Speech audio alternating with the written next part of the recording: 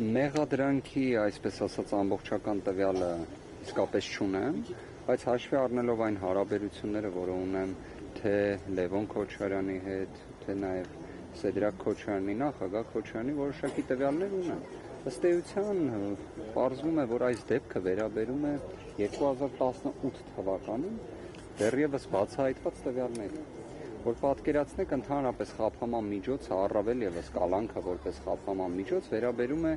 ինտենսիվ մի իրավիճակի քրեական վարույթի։ Եթե ես արդեն իսկ ձեզ բացահայտում եմ 2018 թվականից բացահայտված մի իրավիճակ, ոնց կարող է 2026 թվականին լինի այնպիսի մի իրավիճակ, որ այդ ինտենսիվությունը լինի, որ կալանքի հարց էլ առաջանում։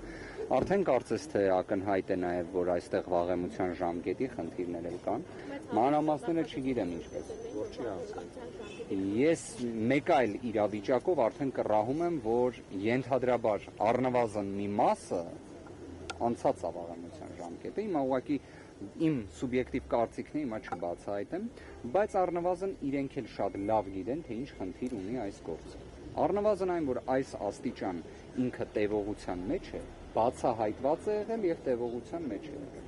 Ես այստեղ իրավական բացատրություն չեմ տեսնում։ Եվ նաև երբ մենք նայենք նախորդիվ հնչեցված քաղաքական հայտարարությունները գործադիր իշխանության ղեկավարի կողմից ուղիղ ցուցումների տրամաբանության ներքո, այստեղ իհարկե քաղաքական բաղադրիչը այն աստիճան ակնհայտ է, որ նույնիսկ ես չեմ կարծում որևէ մեկը դա հերքի ավելի վատ բան ասեմ։ Ես նկատում եմ, որ նույնիսկ քաղաքական իշխանության ներկայացուցիչներն էլ են հաստատում, որ այստեղ քաղաքական բաղադրիչը կա։ Այսա իսկապես անհանգստացնող երևույթ, որովհետև դա նորմալ չէ։